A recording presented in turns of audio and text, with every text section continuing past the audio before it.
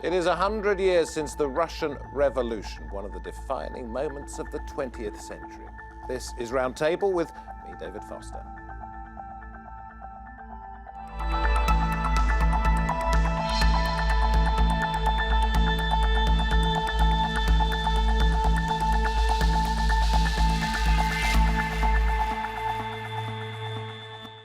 The end of Tsarist autocracy, the rise of the Soviet Union. There are those who call it a revolution, others who say it was a coup.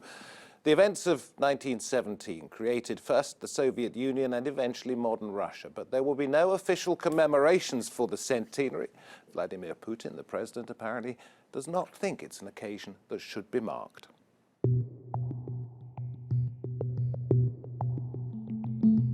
A defining moment in Russia's history. 100 years ago, just months after the collapse of an empire, Lenin returned from exile to Russia and seized control of the government.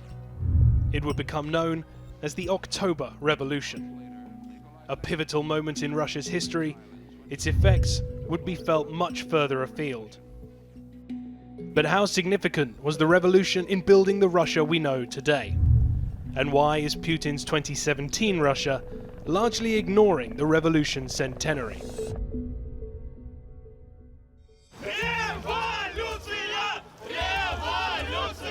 On Sunday, at least 260 people were arrested across Russia.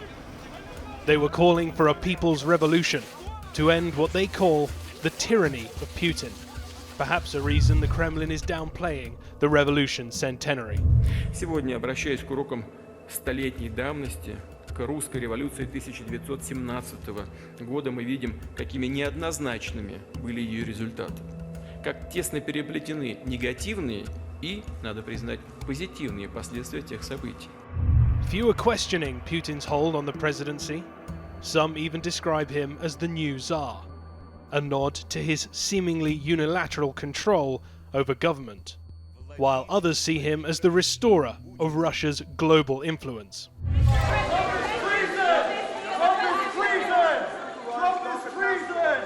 Accusations of Russia's influence in foreign elections have been widespread, from Europe to Washington.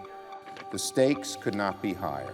Russians were reaching out to Trump officials. This is a serious situation, one that is a long way from over. And its involvement in Syria, alongside long-time US adversary Iran, has been a key factor in keeping the Syrian regime in power. همکاری‌های ایران و روسیه در زمینه ایجاد ثبات و امنیت و مبارزه با تروریسم به ویژه در سوریه. Recent polls have given Putin approval ratings as high as 83%. Вы знаете, я считаю себя обычным человеком. Правда, работа, которой я занимаюсь, обычно не назовешь, естественно, в силу определенной специфики. Но все-таки я живу нормальной, обычной жизнью. But allegations of election fixing and silencing the opposition are widespread. Будем вести кампанию. Воруют наши листовки, будем вести кампанию. Закрывают штабы, будем вести кампанию. Арестовывают, мы все равно будем вести кампанию, просто потому что мы правы. Protesters across the country are emboldened, and regional elections saw Putin's party hurt in the Russian capital. On November 7th, 2017, there will be no major official celebrations of the Bolshevik Revolution. The country's leader and its society remain ambivalent to a date in history that set the tone for decades of communist rule. 100 years on, politically and economically, the Russia of today has little in common with the Russia of 1917. And as the country prepares to go to the polls in a little over 4 months, the fate of Russia's next 100 years, once again, lies in the hands of one man. Well, for this roundtable, I'm joined from Moscow via Skype by the political analyst at Sputnik International. That's Dimitry Babich. Here with me at the round table, former Kremlin advisor Alexander Nekrassov. We have Domitilla Sagramoso, Russia security expert from the King's College Russia Institute. Also with us, Dr. Andrew Wilson from the School of Slavonic Studies at University College London. We're going to talk about the events from 1917 up to the present day in a moment. But first, let me ask you, Alexander, you have a personal stake, or your family has a personal stake in the events of 1917.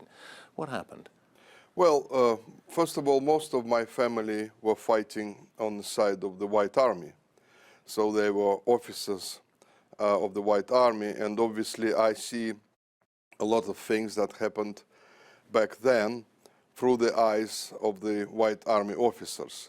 And I must tell you that some of my relatives, for example, I asked once my grandmother, who was a girl at the time, and they had to flee Russia with the retreating White Army, how did it happen that the professional army lost to this bunch of criminals and thugs who called themselves the Red Army? And she said it was impossible to fight them because they were savages. They had no rules. They would take hostages, they would kill women and children, they would burn down whole villages, they would basically commit atrocities that later the Nazis committed across Europe and in Russia itself. So I don't treat this occasion as some sort of a popular rebellion, popular revolution. This was a coup. This was a coup funded by foreign money. It had no support at all, popular support. That is why the Bolsheviks had to release all the criminals from prisons. And that's why the Red Army was a bunch of criminals. And we'll get the view from you two in just a moment. But Dimitry, let me come to you over there. There is no appetite for celebrating this in the Kremlin at the moment. Putin has said we have to ask the question, was it really not possible to develop not through revolution, but through evolution? Evolution, yes. They're distancing themselves from the events of 100 years ago. Why do you think that is? Well, for very human and I would say understandable reasons. No responsible government wants to support an event that actually led to a dramatic fall in living standards that is remembered by millions of families in Russia as a tragic page in their history.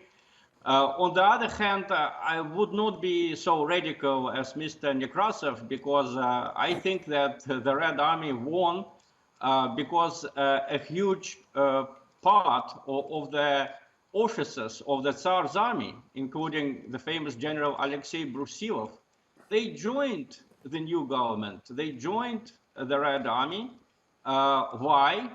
Simply because it was the only government that Russia could have at the moment. I think Brusilov and others, they searched for an alternative and they simply didn't find it in the White Army or in the other socialist movements headed by the so-called Mensheviks or minority social democrats.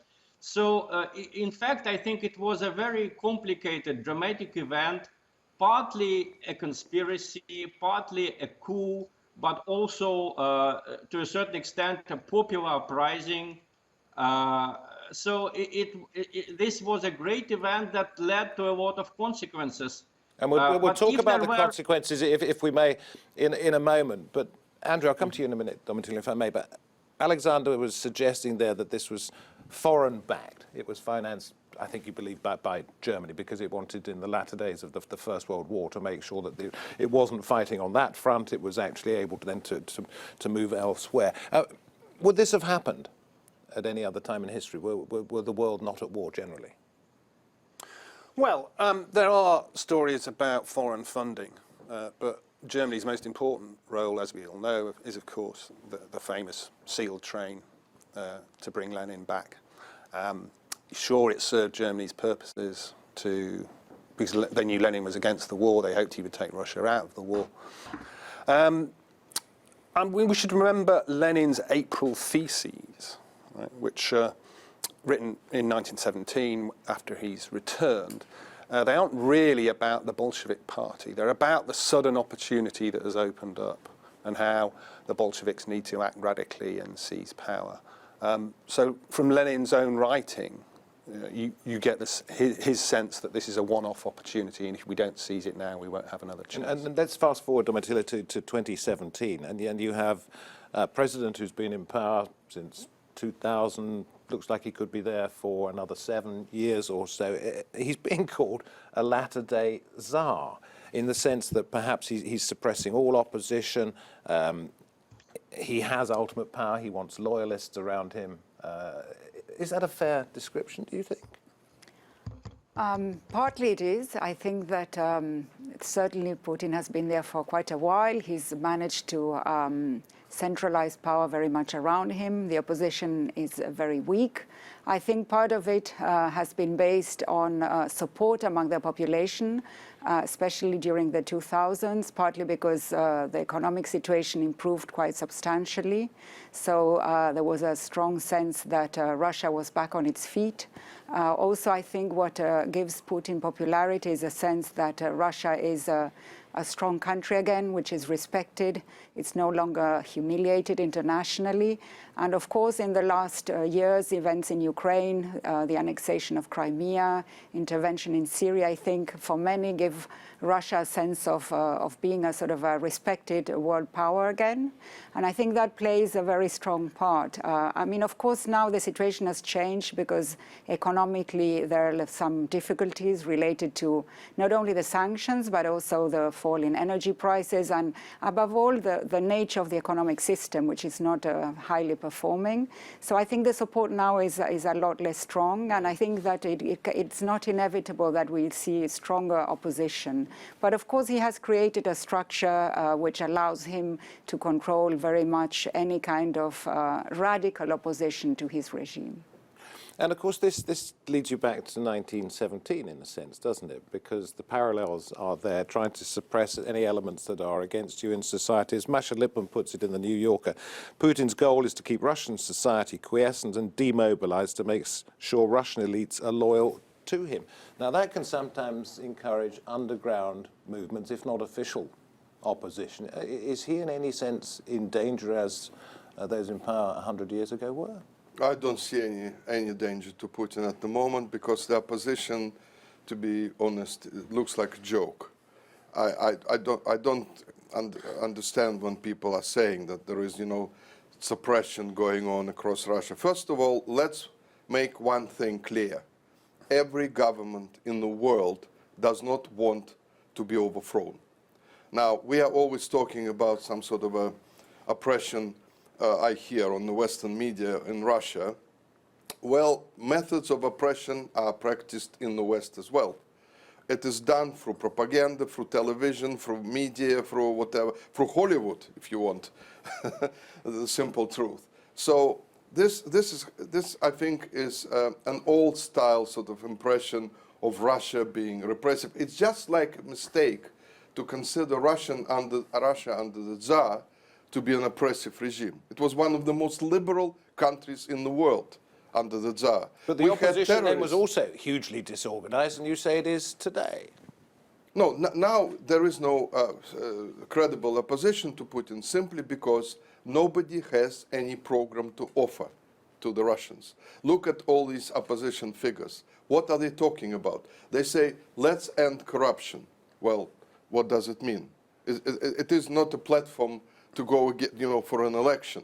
So the problem is that there's no one on the opposition side to offer Russians any meaningful way that they see for the Russia to move. Whereas Putin provides some sort of stability that Russians value more than everything else. And this particular coup of 1917, they do remember what happened after that. They do remember the genocide, the civil war, one of the bloodiest civil wars in history of the world. And nobody wants that. And if they remember it, Domitilla, in what way is it remembered these days? As something that should never happen again, or the inevitable consequences of an upheaval in society? How do they remember it? I think that I presume there isn't a sort of a single prism through which this revolution is looked at, because I think if you look at older generations and supporters of the Communist Party, they're still nostalgic about the Soviet era, and they probably have a more positive view about the revolution that we are expressing here. I think that younger generations maybe are not so supportive, and I think even Putin himself is not a great fan of the Soviet era. He's become more of an admirer of the old sort of Tsarist period. He has revived thinkers that have been closer to the Tsarist regime. So I think that we cannot argue that there is a single unique appreciation of the revolution. I think Andrew was telling me before we came on air that you recently were giving a talk about Ukraine. And you said this is remembered differently depending on where you happen to have been in 1917, which parts of that landmass you were in and which later became parts of the Soviet Union.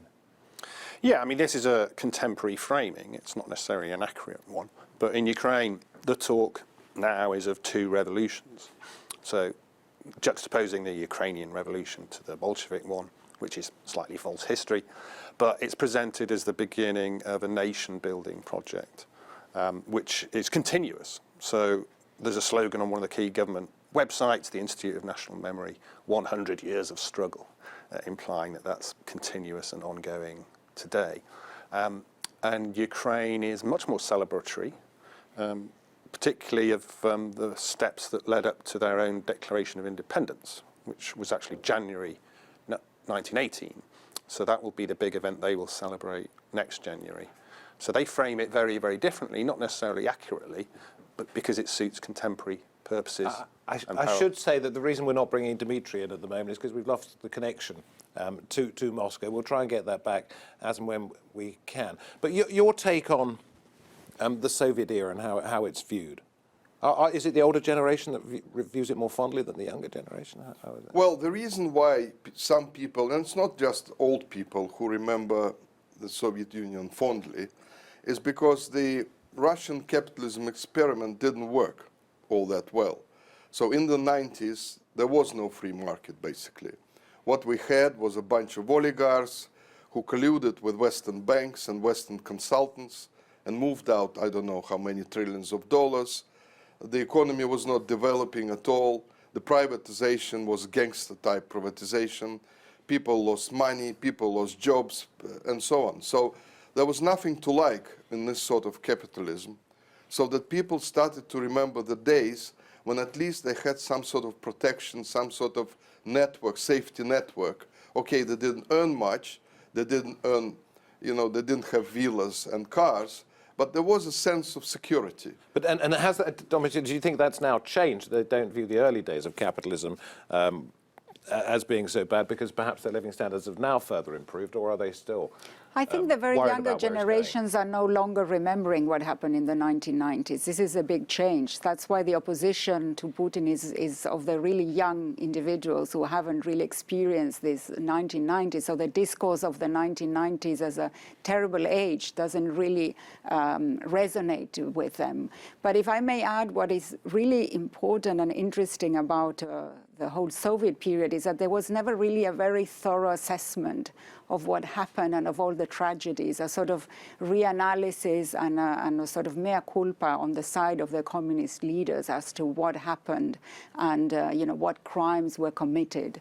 I mean, there are celebrations, or there are commemorations rather than celebrations of the victims, but it's all done in a way where there hasn't been a proper process of what we would call transitional justice, as happened in Germany after the Nazi regime. There's a book that's been recently published on Lenin, and it's by Victor Sebestein.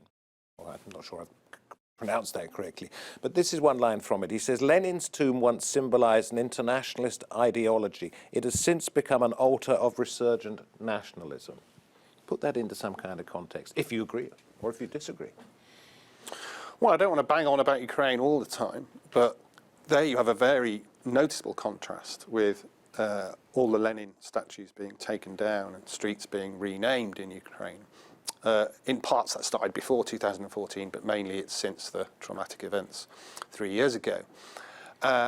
Why? Because Lenin symbolizes many things, political oppression, but also national oppression. Whereas for Russians, kind of the opposite.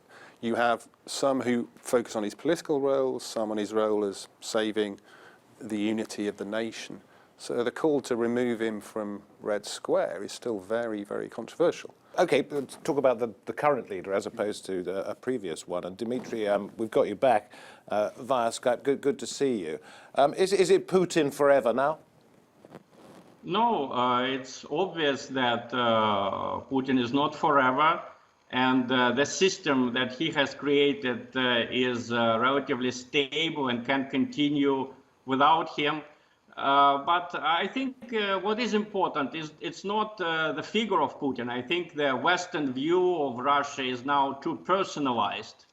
Putin has created a sort of mood in society. I would not even call it an ideology, but it's a mood that can be best summed up by the words, don't deny your own history, learn from it, and be free in interpreting that history. I mean, now if you come to Russia and if you open the newspapers, the magazines, if you watch television, you will see all sorts of views of the Bolshevik Revolution. You will see people who support Lenin, you will see people who think that Lenin was a devil, you will see Stalinists, you will see liberals.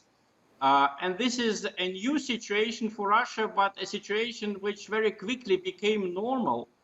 And in a way, when we hear some hysterical cries from the West, oh, Stalin is coming back, prohibit any positive comments about Stalin, that reminds us of Khrushchev. You know, Khrushchev fought Stalinism by Stalinist means. In fact, I remember my own childhood. At that time, Stalin was barely mentioned, even when talking about war. It was just the Communist Party and the government and the Soviet people who won the war. Russia now is a free country where any kind of interpretation of history is allowed.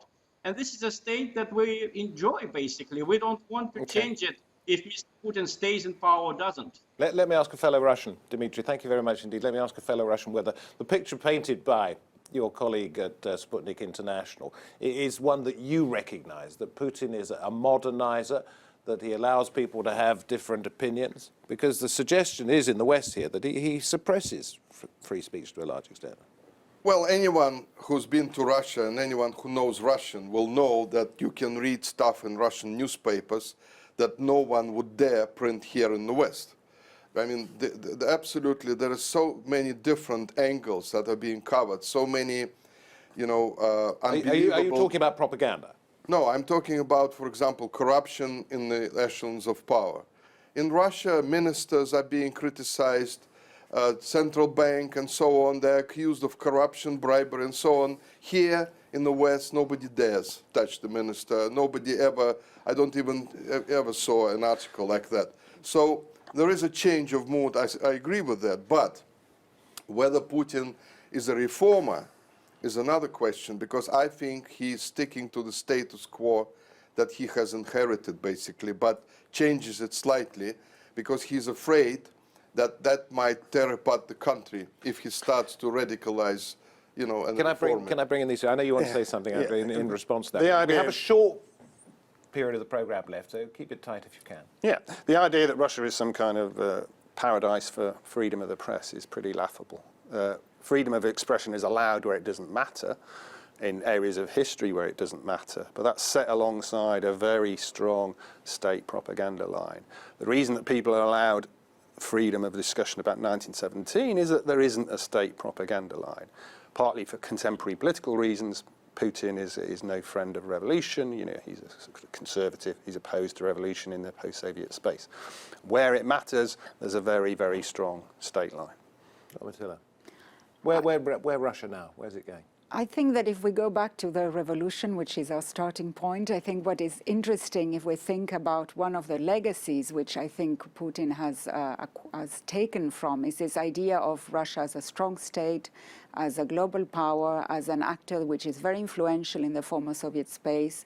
And I think that there are elements of Eurasianism, of this ideology of Russia as a civilizational space, which have penetrated very much the thinking that is up at the highest levels of government. So I think we shouldn't focus too much on the way that Russia is being ruled internally, but also how it operates globally and also in the former Soviet space. One final point I'd like to put to you, which was the Cold War ended in part because America outspent the Soviet Union colossally, and then encouraged the Soviet Union effectively to bankrupt itself in the course of trying to keep up. Has Russia got the money to maintain itself as it sees it as a world power? I think it faces a lot of difficulties, so I think it's going to be hard, but it doesn't necessarily imply that it's not going to try to operate, even if it doesn't have the means to operate globally, that at least it will try. So I think that we can expect that to happen. And I wouldn't expect now Russia to retreat. With the support of its people? I think there is partly support in certain areas, and I think the best example is the annexation of Crimea. I had experiences of people in Moscow telling me that they knew Putin and his entourage were corrupt, or there was a lot of elements they didn't like, but as a result of the annexation of Crimea, they were now fully behind him. Thank you all very, very much indeed. Glad we got you back. If it was only for a short period, Dimitry, thank you very much indeed, and also to my guests at the Roundtable. 100 years on, it's not so much what happened in the intervening century, perhaps, as what's going to happen in the coming century in Russia and the rest of the world. This has been Roundtable with me, David Foster. Thank you very much for watching. We'll be back next time. Hope you are too. Bye-bye.